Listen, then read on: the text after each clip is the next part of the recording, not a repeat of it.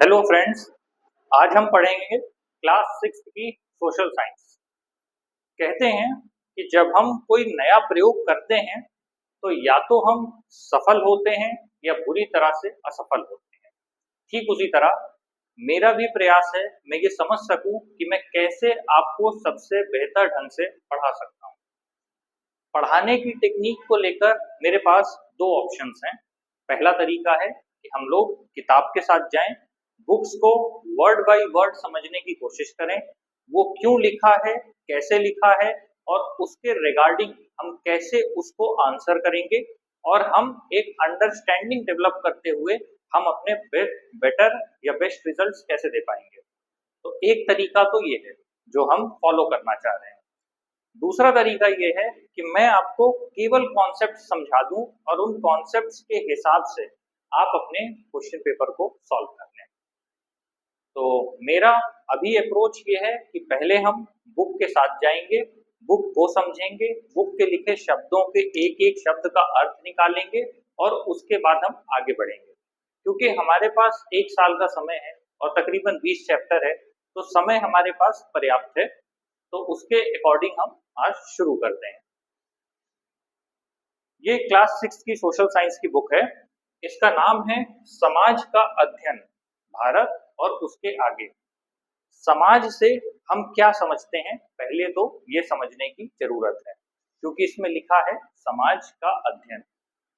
समाज क्या किसी एक व्यक्ति से बन सकता है या फिर क्या दो व्यक्तियों से बन सकता है?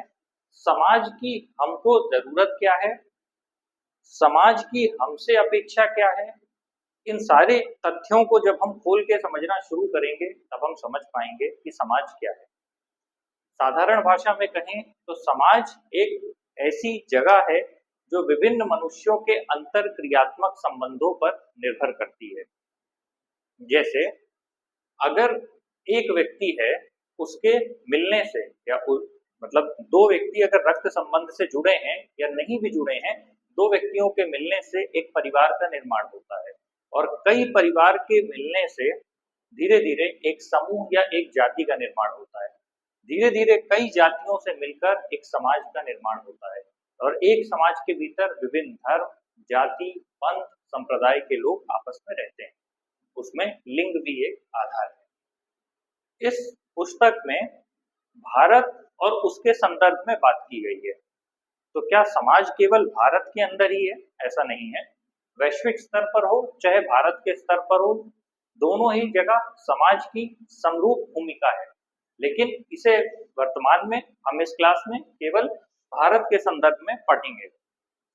जब भी आप किसी किताब को पढ़ते हैं, चाहे वो नॉवेल हो, चाहे वो कोर्स की किताब हो या कोई भी किताब हो, तो आप ये समझने का प्रयत्न करें कि उस किताब को लिखने के पीछे क्या मंतव्य था, क्या सोच थी, राइटर उसको लिखते समय कैसे क्या सोच रहा था, उसका माइंडसेट क्या था, ओपिनियन क्या था। साथ ही अगर संभव है तो कोशिश करें कि अगर ये पूरी किताब आपने पढ़ ली है तो उस किताब को किस ढंग से लिखा था, क्या मैं ऐसी ही किताब लिख सकता हूँ, उसके विभिन्न फ्रेगमेंटेशन को समझने का प्रयास करें।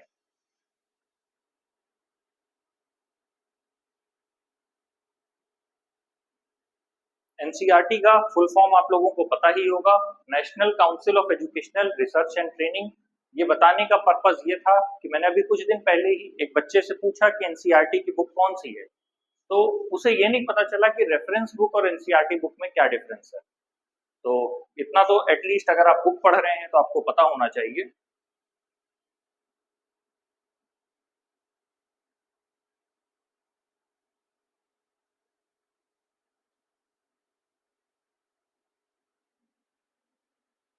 जैसा कि इसमें लिखा है, राष्ट्रीय शिक्षा नीति 2020 के अकॉर्डिंग इस बुक में चेंजेस किए गए हैं।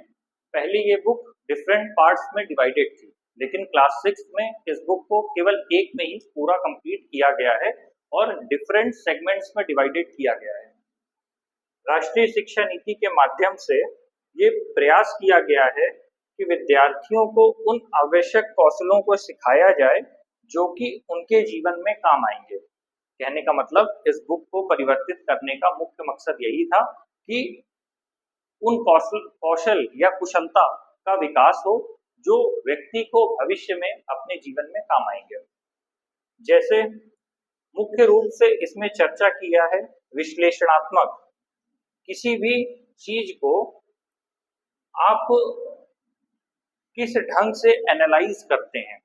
जैसे वर्णनात्मक है, ये एक्सप्लेन करने को बोल रहा है, और सृजनात्मक का मतलब है ये क्रिएटिव एक्टिविटी से बोल रहा है।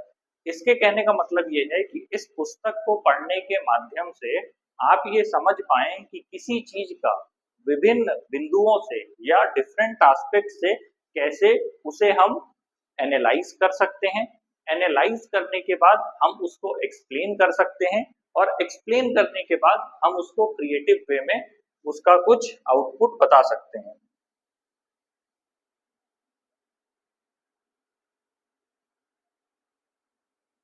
एग्जाम्पल के लिए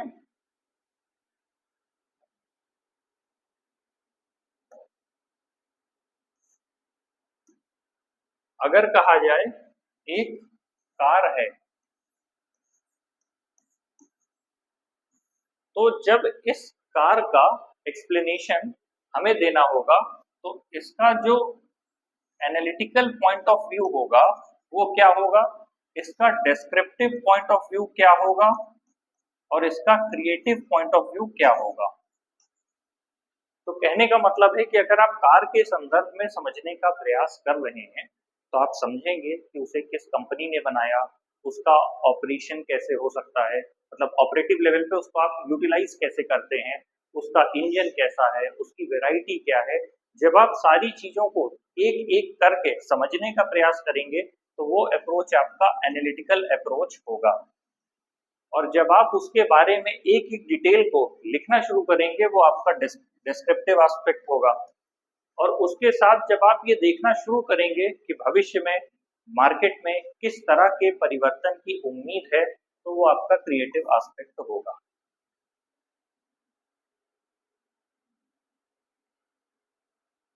तो कहने का मतलब है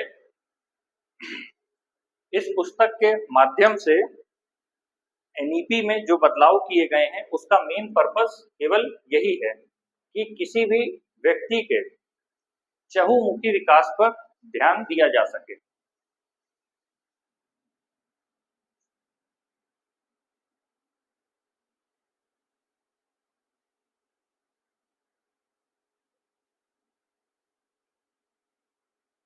साथ ही इसमें एक पत्र दिया है जो कि विद्यार्थियों के नाम दिया है। इसको अगर आप पढ़ते हैं तो ये आपके लिए बेहतर होगा। एटलीस्ट आपको ये पता चलेगा कि एनसीईआरटी का पर्सपेक्टिव क्या है आपको लेकर के।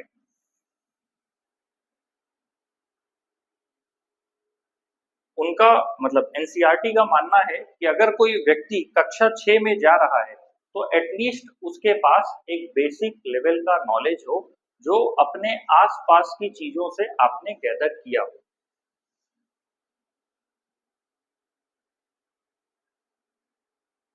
इसीलिए इसमें दिया है कि आप अपने परिवेश, परिवेश से मतलब है वह स्थान जहां पर आप रह रहे हैं उसका एनवायरमेंट कैसा है, उस एनवायरमेंट के बारे में आपको जानकारी होनी चाहिए।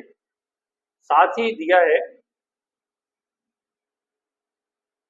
क्योंकि इसका पाठ्यक्रम कम किया गया है। पहले जब बुक थी वो 4 अलग-अलग पार्ट में, 3 अलग पार्ट में डिवाइड थी, लेकिन इस वाले में जो नया चेंज हुआ है बुक में, उसमें एक ही पार्ट में सारे जितने भी सब्जेक्ट्स हैं उनको एक में कंक्लूड कर दिया गया है। इसमें कहा गया है अन्वेषण, खोज, चिंतन, सृजन और प्रश्नोत्तर पे आपका ध्यान ज्यादा होना चाहिए।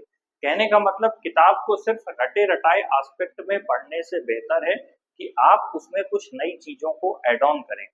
अगर आप अर्थ में एस्ट्रोनॉमी पढ़ रहे हैं और आपके पास मोबाइल है या गूगल है तो आप कोशिश कर सकते हैं कि उसमें से नए डेटा को निकालें और पढ़ें।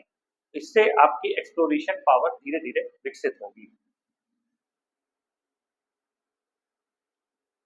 साथ ही कहा गया है कि चिंतन, चिंतन से मतलब ये है कि जब आप किसी चीज को पढ़ रहे हैं तो केवल उसे पढ़ के रटने का प्रयास ना करें, उसे समझने का प्रयास करें, उस पर अन्वेषण करें, उस पर खोज करें, जिससे आपको पता चले कि वो जो टॉपिक आपको दिया है उसका पर्सपेक्टिव क्या है।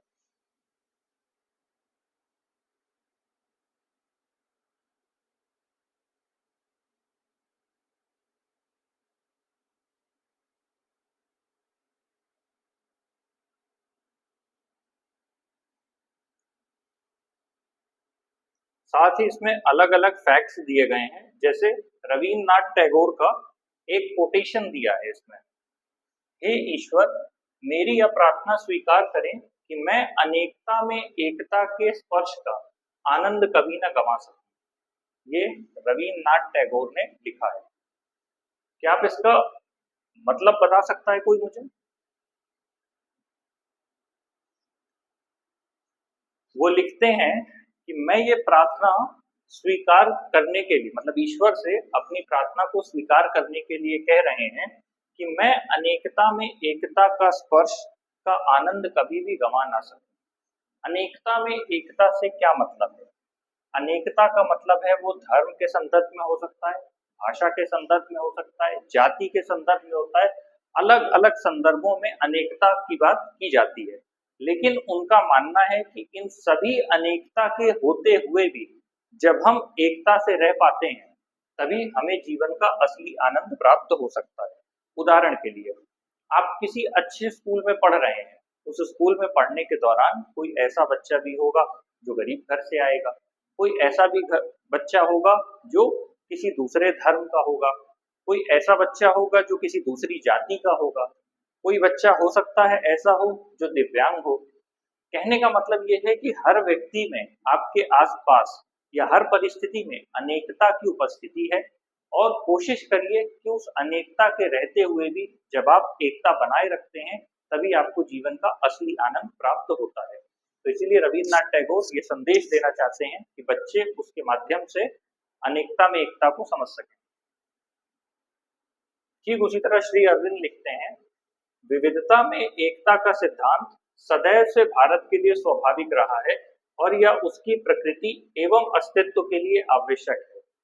एक में अनेक का यह भाव भारत को उसके स्वभाव व स्वधर्म की सुनिश्चित नींव पर स्थापित करेगा। श्री अरविंद जी भी वही बात कह रहे हैं, क्योंकि भारत एक ऐसा देश है जिसमें विविधता का स्तर काफी ज्यादा है। यहाँ हर कुछ किलोमीटर में बोलियां बदल जाती हैं, भाषा बदल जाती है, लोगों का आचार विचार रहन सहन और संस्कृति में पूरी तरह से परिवर्तन देखने को मिलता है। तो ऐसी परिस्थिति में अगर आप अपने स्वधर्म का निर्वहन कर रहे हैं और आपका स्वभाव अनुकूल है, परिस्थितियों के अधीन नहीं है, तो ऐसे में आप विविधता में एकता के सिद्धांत के साथ चलेंगे और इसी के साथ ही भारत में शांति स्थापित हो सकती है।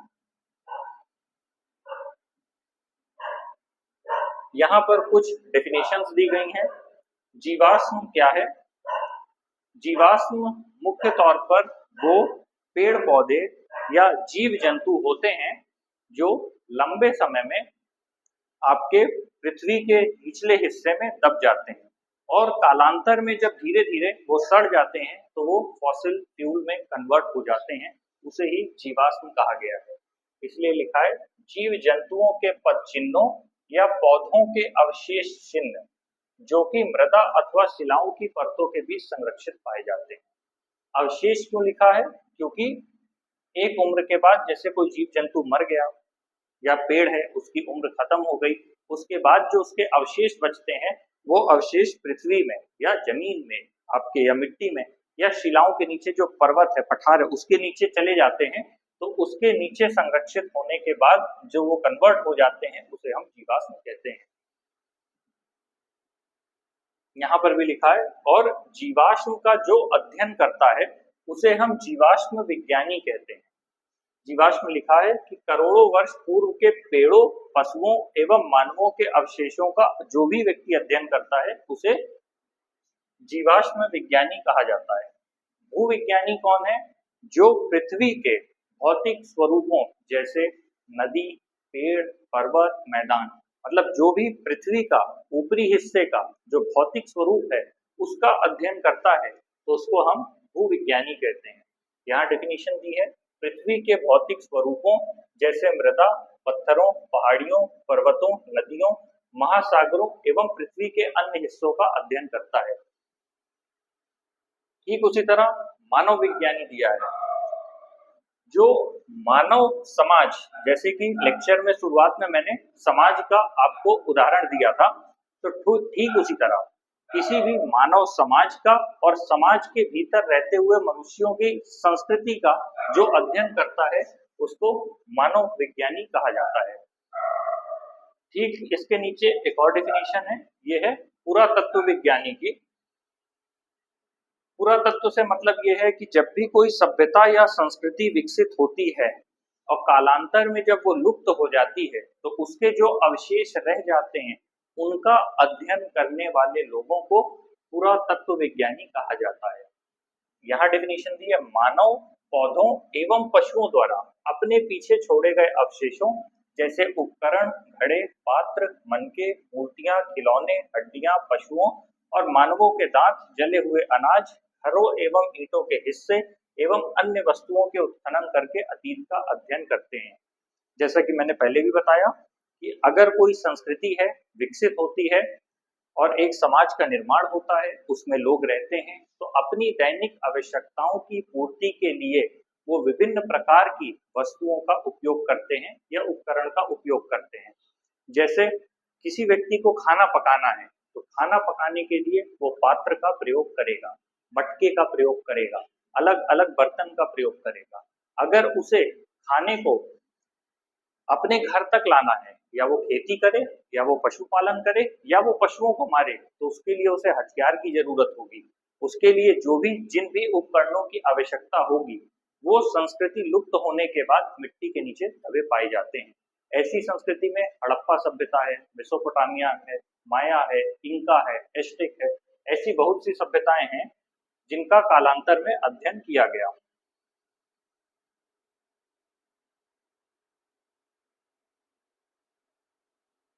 जैसे यहाँ पर एक टास्क दिया हुआ है, आइए पता लगाएं। मैं उस समाज को क्या कहते हैं जहां लोग अपने नेता का चयन स्वयं करते हैं, और ऐसी परिस्थिति होने से आपको किस तरह का लाभ होता है। अगर आप अपना ही नेता खुद चुन रहे हैं तो आपको कैसा लाभ होगा, और यदि अपने द्वारा नहीं चुने गए, आपने उस व्यक्ति को नहीं चुना और वो आपका नेता है, आप पर शासन करता है, तो ऐसे में आपकी क्या परिस्थिति होगी। ये दिया है शासन और लोकतंत्र विषय में दिया हुआ है, इसको हम आगे जाकर डिटेल से पढ़ेंगे।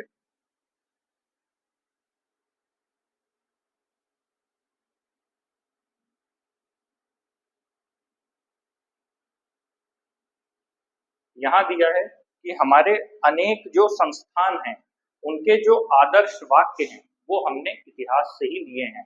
जैसे यहाँ बात कर रहा है सत्यमेव जयते की, अर्थात सत्य की ही विजय होती है। यह सर्वोच्च न्यायालय का आदर्श वाक्य है, या तो धर्म सतो जया, जिसका अर्थ है जहां धर्म है वहां विजय है। आप ध्यान देंगे कि भारत में जितनी भी संस्थान है, चाहे वो पुलिस विभाग हो, चाहे वो भारतीय सेना हो, चाहे वो न्यायालय हो, जितने भी संस्थान हैं उनके अपने कोई ना कोई एक ऐसा वाक्य है जो उन्होंने अपने लिए ऑप्ट किया है। तो ये आपके लिए टास्क है कि आप गूगल करें, सर्च करें और पता करें कि विभिन्न इंस्टीट्यूशंस ने जिन वाक्यों का प्रयोग किया है उसका अर्थ क्या है और उन वाक्यों को कहाँ से लिया गया है।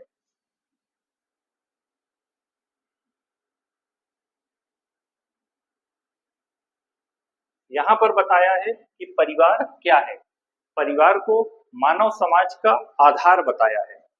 जैसा कि मैंने पहले भी बताया था कि किसी एक व्यक्ति से समाज नहीं बनता, कई व्यक्तियों के समूह से समाज का निर्माण होता है, और जब कई परिवार मिलते हैं तब समाज बनता है। तो ऐसे में जो परिवार है वो एक इकाई है जो परस्पर सहयोग से या एक दूसरे के सहयोग के माध्यम से क्रियान्वित अपना कार्य करती है।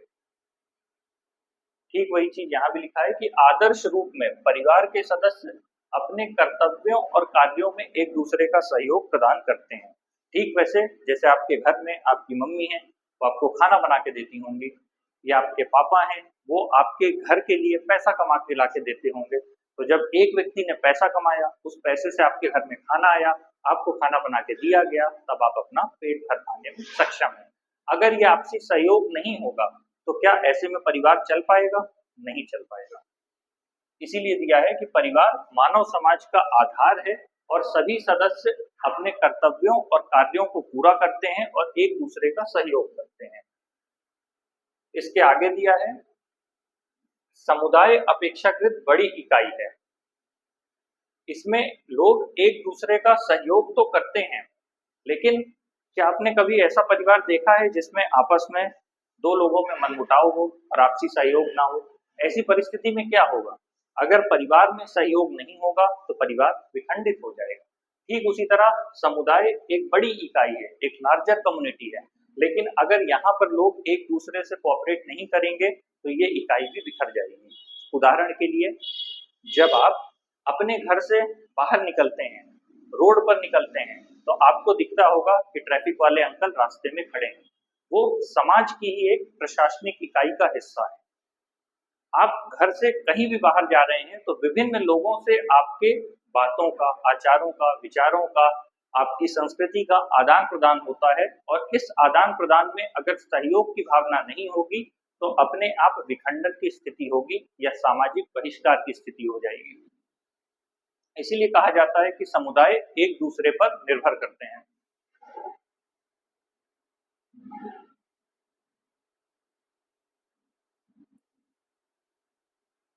यहाँ पर भारत के संविधान का भाग 3 दिया है, अनुच्छेद 12 से 35। मुख्य रूप से संविधान जब हम पॉलिटी पढ़ेंगे तो उसमें हम डिटेल पढ़ेंगे, लेकिन हर किताब के पहले पन्ने पे, हर किताब एनसीईआरटी में भारत का संविधान देने का क्या मकसद है? मुख्य रूप से यही मकसद है कि ये समझाया जा सके कि जो व्यक्ति के व्यक्तिगत अधिकार हैं वो राज्य से बड़े हैं। अगर राज्य की शक्ति शोषणकारी होने लगेगी या राज्य की शक्ति व्यक्ति के अधिकारों से बड़ी होगी या व्यक्ति के अधिकारों का हनन करने लगेगी, तो ऐसी परिस्थिति में व्यक्ति राज्य के अंदर रहकर सरवाइव नहीं कर पाएगा। इसीलिए राज्य की शक्तियों को सीमित करने के लिए व्यक्तियों को अधिकार दिया गया है और व्यक्ति के मौलिक अधिकारों का यहाँ पर वर्णन किया गया है। यहाँ दिया है समता का अधिकार, स्वतंत्रता का अधिकार, शोषण के विरुद्ध अधिकार, धर्म की स्वतंत्रता का अधिकार, संस्कृति और शिक्षा संबंधी अधिकार, साथ में संवैधानिक उपचार का अधिकार। तो ये सारी चीजें हम डिटेल में आगे पॉलिटी में पढ़ेंगे, तो इसीलिए इसमें हम डिटेल में नहीं जा रहे हैं अभी। साथ ही भारत के संविधान के भाग 4 का दिया है कि अगर आप राज्य से कुछ अधिकार ले रहे हैं तो आपके कुछ मूल कर्तव्य भी हैं उस राज्य के प्रति, उस समाज के प्रति, परिवार के प्रति, राष्ट्र के प्रति, देश के प्रति, पर्यावरण के प्रति, तो उनका निर्वहन भी आप करें। इसके बारे में डिटेल हम लोग पॉलिटी में पढ़ेंगे। अब आज की क्लास के लिए इतना काफी है। कोई भी सवाल हो तो आप कमेंट में पूछ सकते हैं। धन्यवाद।